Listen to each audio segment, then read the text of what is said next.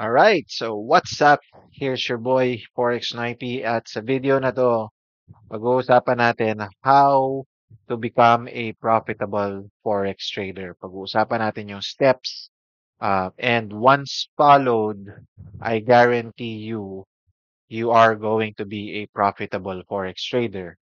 Will you get rich right away? Of course not, but you will become a profitable Forex trader. So, stay tuned, don't go away, intro muna tayo.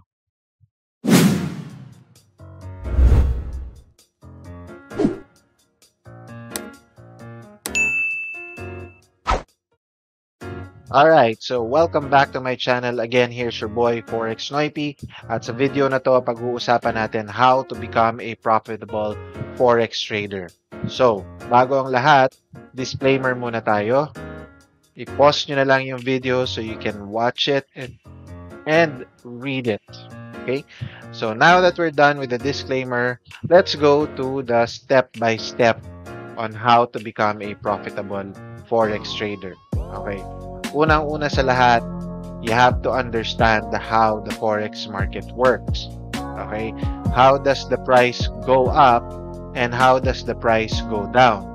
Sobrang importante niyan mga kanoypi because that's also called price action. Kailangan nyo malaman kung ano ba ang nagda-drive ng price to go up and ano ba ang nagda-drive ng price to go down. Alright? Pangalawa, you have to understand what and how the earning and losing potential is. Siyempre, sa negosyong to, there are risks, right? And you have to understand how you can potentially earn and how you can also potentially lose. Okay? So, step number 1 yan, no? So, isa-isayin natin. Step number 2 natin is you have to choose the type of Forex trading strategy that best suit your own personality. Ano bang klaseng trader mo gusto maging? Gusto mo maging scalper, maging day trader, at swing trader? Ngayon, hindi ko na ipapaliwanag kung anong kaibahan ng tatlong to ng detalyado, pero bibigyan ko kayo ng sample. So, for example, ang scalper, ito yung mga get in, get out. Quick lang. Siguro mga 1-2 pips, ganyan. Tapos, alis na sila. Being a scalper is a very risky type of trader. Ito yung konti lang nagalaw ng market, you can instantly lose your capital or you can instantly gain. Okay? Hindi ito recommended for people that has low capital. Okay? Wag. Wag. Wag. Wag. Wag. Wag. Huwag mong subukan. Masisira ang buhay mo. Pangalawa is being a day trader. Ito naman yung no matter what happens, you will close your positions within the day. Ito naman, you can go up to 10 to 20 pips. Ganyan, basta no matter what happens, you will close your positions by the end of the day. Pangatlo is swing trader. Swing trader naman is when you can hold positions overnight. Minsan, umaabot pa siya ng week. Okay? So, marami pang klase ng traders, pero etong tatlo lang to yung heavy on this discussion. Okay? So, paano ka pipili? I suggest, sukatin mo kung ano yung kaya mong kapital. Kasi kung maliit lang ang kapital mo, garantisado, hindi ko marirecommend sa'yo na maging scalper ka kasi sobrang high risk niyan. Okay? Alright, so let's move on. Pangatlo, create a set of rules of entry and exit using a chosen strategy. Okay? So, sa link sa baba, sa description, ilalagay ko dyan yung strategy library that I used to look at when I was choosing a strategy for myself. Okay? So, dito, when you create your rules, nandito na nakalagay yung risk appetite mo. Depending na naman yan sa kapital mo, di ba? Kung ang kapital mo is $50 lang, then maliit yon kanoypi. I suggest that ipunin mo muna yan para makarami ka, and then that's the time that you can start trading. Pero bago mo gawin yon habang nag-iipon ka, you have to first know what your rules are. Entry and exit rules. Okay? Dito mo rin malalaman at maalamin kung ano yung trading session that you want to be in. Okay? Malinaw ba yon mga kanoypi? Personally, ako gusto ko mag-trade sa gitna ng London session or yung close actually, pa-close ng London session hanggang sa pa-open or open ng New York session. Okay? Nandito kasi maraming traders at gusto ko yung mataas ang volume ng mga nagte-trade para mabilis gumalaw yung price. Ako lang yun and that's a type of trader that I am. Alright? Now, dito sa rules na gagawin mo, dito na rin nakalagay yung mga do's and don'ts mo when planning to enter a trade. Like for example, hindi ka pwedeng mag-trade during news events. So, pag gumawa ka ng rules na ganyan, kailangan mo yan sundin kasi this is your business plan. Okay? Kailangan mo siyang sundin. These are your rules, entry and exit, your risk appetite, your risk to reward ratio, nandito na yan nakalagay. Okay? Pang-apat, pag meron ka na nun, it's time to backtest or forward test the chosen strategy with the set of rules that you did. Okay? Gamit ka ng demo when you're forward testing. Pero kung you're backtesting naman, pwede kang gumamit ng website like gocharting.com. Ilalagay ko rin yung link nun sa description sa baba. Now, pinaka-importante dito mga kanoypi is you complete a set of number of trades when testing your strategy. Huwag ka muna mag-real account huwag kang nangangati dyan. Okay? Tapos, kailangan mong i-journal yung trades na ginagawa mo. Yung binabacktest mo or forward test man yan. Okay? Bago tayo mag-proceed, kanoypi, alamin muna natin, ano bang kaibahan ng backtest at forward test? Okay. Ang backtest, kanoypi, ito yung gumagamit ka ng replay button. Okay?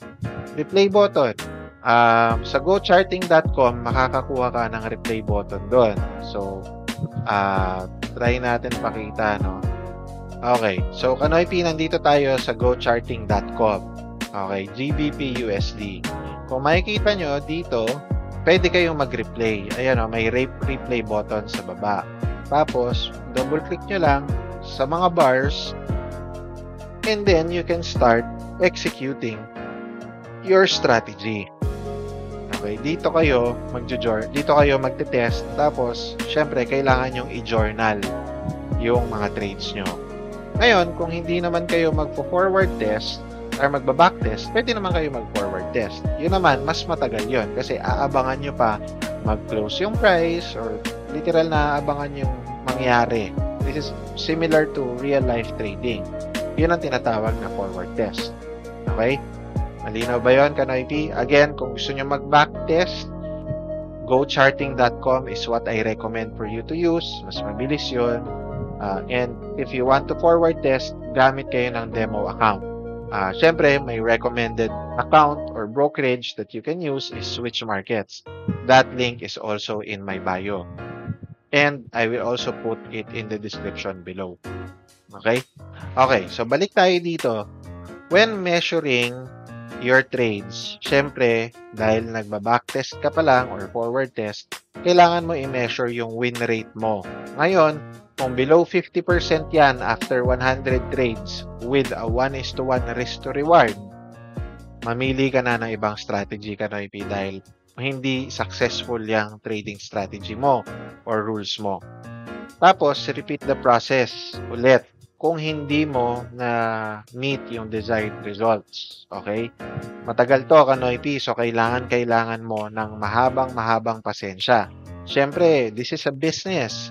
Kung ikaw papasok sa isang negosyo, hindi ba dapat kailangan mong pag-aralan, pag-isipan, at matest if your business plan will work? Okay? Buti nga dito, sa ganitong klaseng negosyo, meron tayong backtesting and forward testing na tinatawag. Paano kung totoong negosyo, halimbawa, gusto mo magtayo ng Jollibee sa isang area, diba? Hindi mo malalaman Tapos wala na, it's too late, nakagastos ka na ng malaki, nakapagpondo ka na ng malaki even before you execute your business. Okay? So, again, repeat the process if the desired results were not met. Alright? So, let's continue. Pang-5. Once the desired outcome has been achieved in testing your strategy, eto na, it's time to open a live account. Okay? Siyempre, sa pagpili ng broker, siyempre, dun ka sa maayos kasama or maayos na maging partner. Ako, personally, I'm recommending Switch Markets because they offer real low spreads and a lot of training materials para sa inyo. Okay?